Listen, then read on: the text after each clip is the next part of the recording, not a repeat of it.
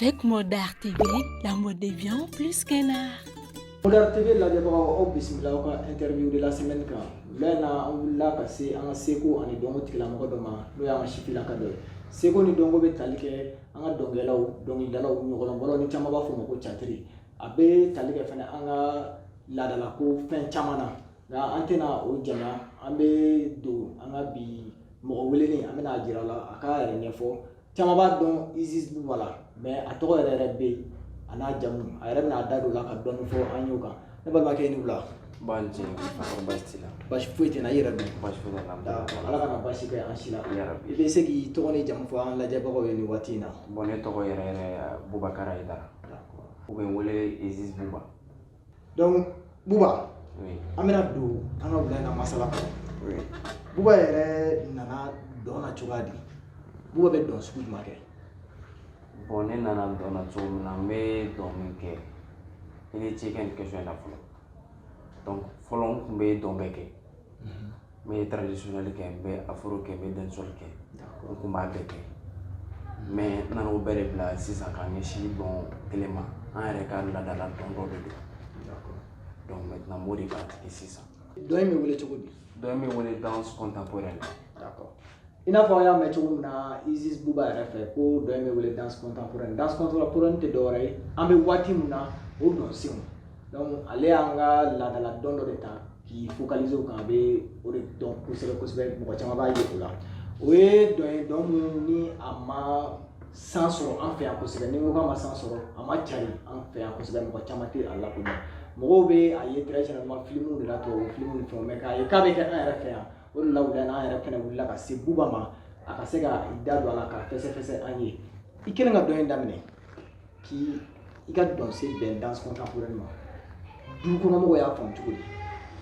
Bon dɔn in daminɛ waati a kun man di n ba ye a kun man di mɔgɔ caman ye donc o kun bɛ lagosi a la u bɛ kuma sugu bɛɛ fɔ n ma u b'a fɔ ko n ma ko n ye serifuden ye donc ko n danbe tɛ mais ni Ala ye i kɛ fɛn fɛn ɲɛmaa ye i tɛ se ka fɛn ka sɔrɔ i m'o ɲɛmaaya ta donc maintenant après ko tagalen kɔfɛ ɲɛfɛ n mama y'a faamu caman y'a faamu donc a ye n to yen n yɛrɛ ka kɛ n yɛrɛ ye komi k'a ka di n yɛrɛ de ye ni n ka hɛrɛ de b'a la donc n k'a kɛ n yɛrɛ ye.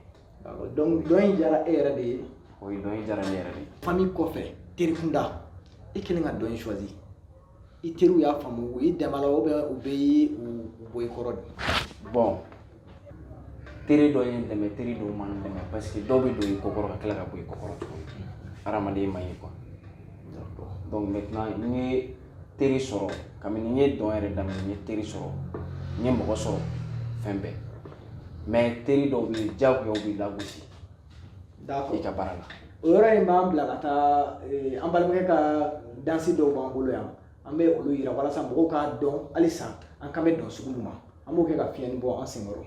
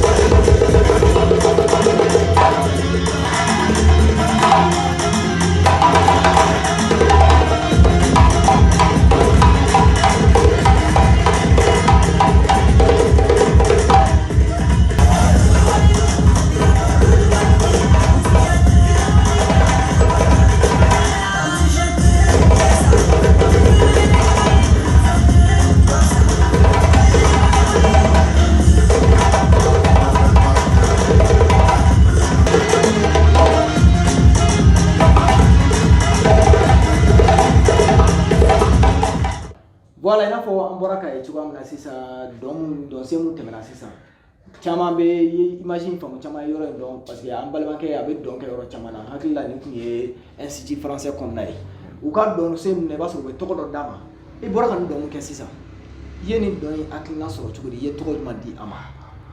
bon n ye nin dɔn in hakilina sɔrɔ n ka patron dɔ de la n yɛrɛ kɔrɔbamɔgɔ dɔ de don donc big up à toi Ali Karambe, merci vraiment kɔrɔ ala ka to ɲɔgɔn ye. Donc maintenant depuis longtemps idée min kunna ka kɛ idée in tɛ dɔwɛrɛ ye an ka jɔnya tile de don donc fɔlɔ i b'a ye farafin tun bɛ minɛ ka taa jɔnya la an bɛ sɛgɛn bɛ retraité bon san caman caman an bɛ dɔn kɛ mais i t'a ye ni dɔn fasugu maliyɛn tɛ se ka idée fasugu bɔ mais n yɛrɛ n sigi don dɔ la ka nin idée bɔ n yɛrɛ ye ni idée in sɛbɛn san 1 ani wagati damadɔni donc n y'a sɛbɛn k'a bila n ma sɔn ka vidéo in kɛ donc maintenant n ye vidéo in de kɛ maintenant a ka ca ala fɛ n ye sababu caman sɔrɔ vidéo in kɔnɔna la n ye fɛn caman sɔrɔ vidéo in kɔnɔna la parce que n bɛ ka dɔn min kɛ nin hinɛ b'a la fɛn bɛɛ b'a fɛn in kɔnɔ quoi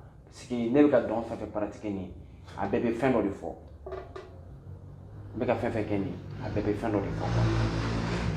D'accord o yɔrɔ diyara an ye kosɛbɛ kosɛbɛ n'i tun ye tɔgɔ wɛrɛ di dɔn in ma mun tɛ esclavage ye mun tɛ jɔnya ye ne yɛrɛ tun bɛ ɲini o est ce que e ye dɔn in jateminɛ ka ɲɛ parce que n'i y'a dɔn in lajɛ image in lajɛ vidéo la jɔlɔkɔ b'i tigɛ la donc i bɛ k'i seri seri o bɛ jɔnya waatiw kofɔ ça veut dire que a tigi sirilen don jɔnya juru la fɛn mun man d'a ye o kɔfɛ an bɛ welewelekan bila an ka jeune artistes ma aw kana dɔn kɛ fɛlankolon aw kana artisiya kɛ fɛlankolon parce que a ye mun fɔ aw bɔra ka ja mun lajɛ sisan a ye san 1 ni kɔ de kɛ a bɛ ka nin préparer a b'a miiri k'a sɛbɛn san'a ka waleya scène sanfɛ donc o la i bɛ ko ko kɛ n'i ye seere dɔ la ni mɔgɔw y'a ye dɔrɔn a ka ca ala fɛ u b'a faamu donc an bɛ a fɔ denmisɛnninw halisa u ka dɔ fara cɛsiri kan u k'u cɛsiri u ka baarakɛtaw la u kana fɛnw manamana minɛ ten dɔrɔn ka image fɛngɛw bila n'i y'a kɛ i mago bɛ yɔrɔ min na i t'olu sɔrɔ a ko sisan ko dɔ in kɛra sababu ye ka da caman yɛlɛ a ye halisa an b'a fɔ an bɛ a fɔ an balimakɛ ye a ka courage ta a ka dɔ fara cɛsiri kan a ka dɔ fara baara kan baara dɔrɔn de b'a to a mago bɛ mun na o bɛ se ka sɔrɔ donc an bɛɛ bɛ jɛ ka dugawu k'a ye halisa ala ka laɲiniw bɛɛ sabati a ka dɔn in kɛ k'a se yɔrɔ la an si sigilen tɛ ni yɔrɔ min ye welewelekan dɔw b'i bolo i ko k'a ye da dɔw yɛlɛ i ye o b'a sɔrɔ welewelekan dɔw bɛ yen i bɛ fɛ ka mun lase i dɛmɛbagaw ma ou bien halisa aw ka domaine na aw mago bɛ dɛmɛ na mun bɛ taa nin bɛɛ sanfɛ o kɛra i ka domaine o kɛra artiste o artiste i bɛ se ka damakasi mun kɛ walasa ka se aw dɛmɛbagaw ma i bɛ o kɛ. o ye kɛ nin question ye a diyara n ye vraiment donc ne bɛ dɔn min na nin n b'a fɔ n tɔw ye n tɔɲɔgɔn minnu bɛ dɔn kɛ n ma mɔgɔ bɔ mɔgɔ la cɛ fara denmisɛnnin kan mɔgɔba fara mɔgɔkɔrɔba kan dɔn ne bɛ ka dɔn min pratiquer nin a ka dɔgɔ Mali kɔnɔ maa min b'a kɛ bon n t'a fɔ aw ka dɔn bila a bɛ dɔn kɔrɔ min kɛ afro hip hop tɔ ninnu traditionnel don bon n t'a fɔ n k'a k'o bila mais an yɛrɛ danbe ye dɔn min ye quoi an yɛrɛ ka danbe ye dɔn min ye an yɛrɛ ta ye dɔn min ye an ka o pratiquer dès que an kana taa mɔgɔ wɛrɛ ta pratiquer. donc ko k'a fɔ bɛɛ ɲɛna ko artisiya tɛ taa cɛsiri kɔ salibagatɔ baara tɛ n'i salila dɔrɔn a bɛ dɔn i ka baarakɛtaw la o la an tɛ se ka an balimakɛ labila an ye video ye nka ka démonstration dɔ kɛ an yɛrɛ ɲɛna a wula in na o tɛ kɛ an si ma fɛn mun ni an balimakɛ bɛna ban donc Isis an tɛna o démonstration yɔrɔ in to yen an bɛna k'o yira mɔgɔw la. d'accord. Enkano Komalo mandine ye Nenini mandine ye Kobuoli mandine ye La Jabali mandine ye Lebu mandine ye Nayambola ni nyoma Kono kera kanu media Wolo de unye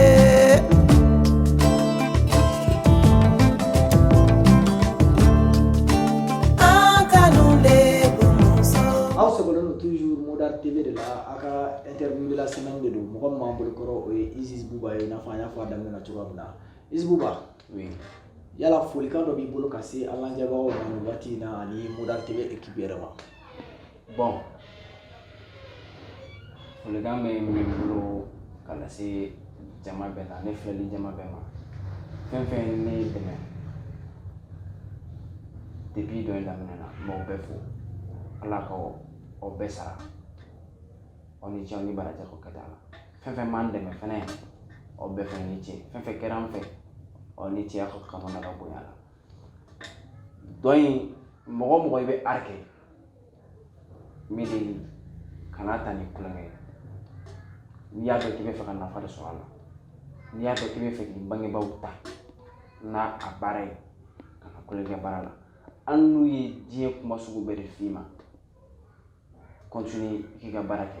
Don dɔ nata la Ala bɛ sababu dayɛlɛ i ye, Ala bɛ sababu dayɛlɛ i ye. Donc Mudar TV mɔgɔw, je vous remercie. Ala k'an to ɲɔgɔn ye aw ka cɛsiri la, aw bɛ baara min na nin ye Ala ka taga ɲɛ fara kan yarabi. Ala kana aw jugu si se aw la. Merci vraiment. Ala k'an to ɲɔgɔn ye. Amina yarabi, an fana bɛ i fo Mudar TV bɛɛ tɔgɔ la i ka disponibilité la parce que bi bi in na artiste sɔrɔli a man nɔgɔn. Dugu girinnen don, ko caman bɛ sen na, surtout an bɛ transition waati min na. An b'a artiste bɛɛ fo u ka disponibilité la, fɛn bɛɛ bɛ k'i cɛsiri walasa seko ni dɔnko ka se ka san sɔrɔ. Aw bɛɛ ka foli bɛ yen. Aw minnu fana kun bɛ ka émission lajɛ nin waati in na, an ka foli bɛ aw ye. A bɛ se ka continuer k'an suivre an ka plateforme sanfɛ n'o ye Facebook, Instagram, YouTube. N'a y'u ye a n'aw aimé a bɛ partager, o b'a to mɔgɔ wɛrɛw bɛ se ka bɔ télé in ka existence kalama k'an wele u ka événement la. Événement fɛn o fɛn n'a y'an wele la reportage fara interview kan, Mudar TV mɔgɔw bɛ se a kɛnɛ kan. N'a bɛ fɛ k'an contacter, numéro bɛ tɛmɛ écran duguma, a bɛ se k'o numéro enregistrer pour que aw ka événement na a ka activité la annonce ye mun ye, an fana bɛ t'o yira kɛnɛ kan. An b'a fɔ ko Ala k'an bɛn ni ɲɔgɔn wɛrɛ ma. Bi ka b'aw tous, an ka foli bɛ aw ye.